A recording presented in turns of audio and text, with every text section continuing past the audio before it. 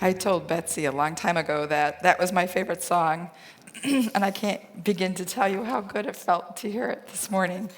Thank you so much. This is not my regular voice.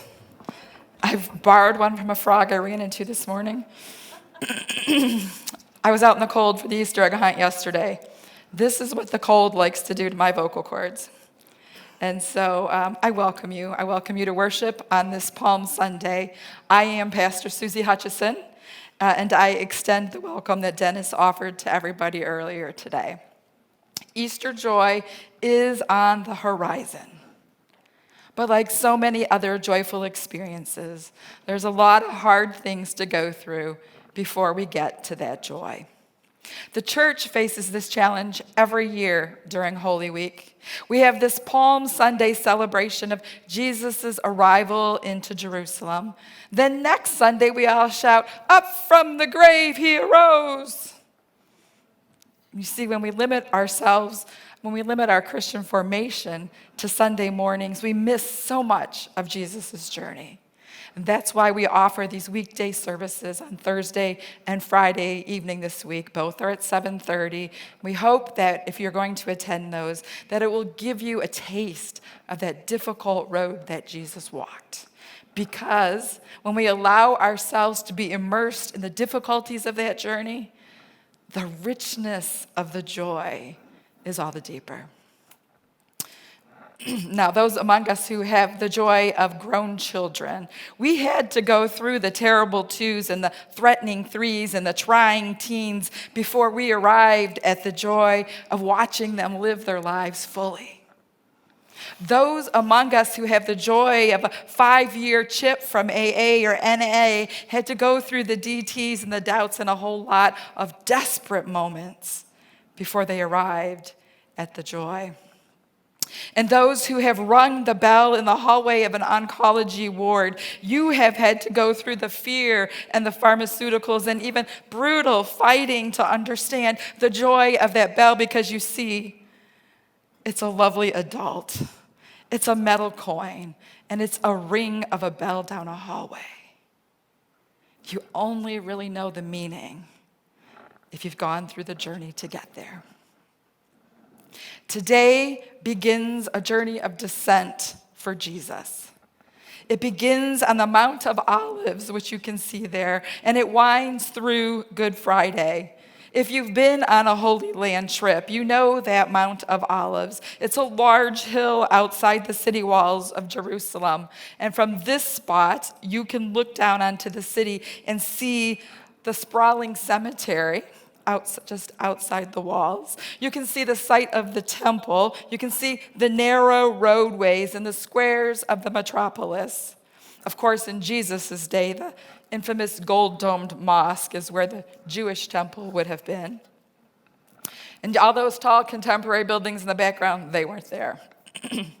So in descending from this mount, Jesus willingly journeys from a place where all the world is at his feet into the city where all of humanity's sins and struggles will intersect in life. It's a subtle, it's a humble, it's a humiliating even, downward mobility. From the top of the mount, Jesus likely saw the crowd gathering. He could have commanded a steed to come and bring him into town like Herod did. He could have descended in great fashion with great strength indeed. But Jesus rides down on a colt, down this descending roadway. He opts out of the powerful and embraces the humble.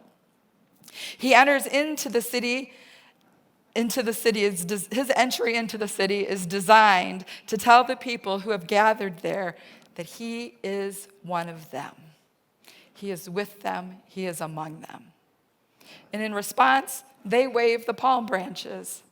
At the time, this waving of the palm branches was often done at big victory parades for those who were returning from battle. So it might not be that odd that they would do this for Jesus.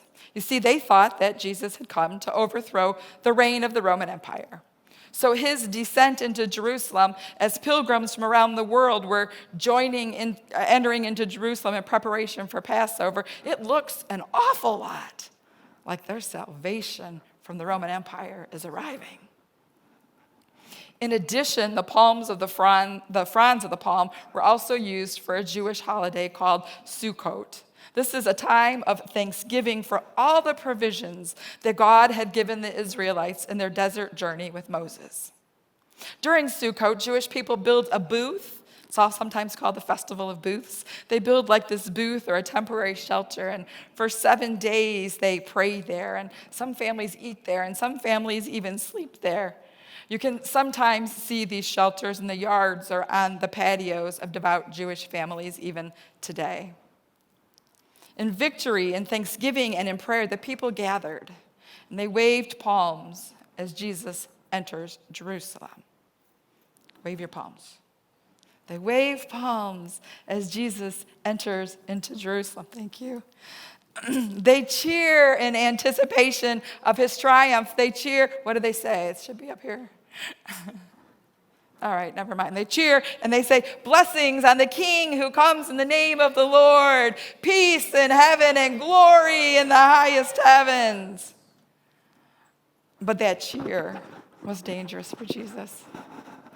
The Pharisees warn him, but Jesus knows that his fate is sealed. He knows that he is reaching the bottom of his descent, and in response to the warning, Jesus gives the most interesting response.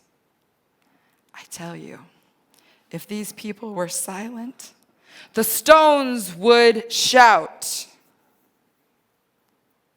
You see, salvation is not merely good news for the mighty kings, the rulers of the temple, or the nearly sinless.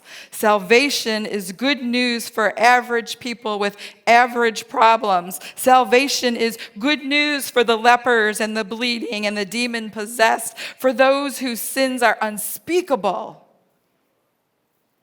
and all who are outcasts. Salvation is good news. Not even just for humanity. Salvation is good news for the creatures and the animals and the plants and even the lowliest form of nature. The stones would shout. Jesus descends from the hilltop to the valley.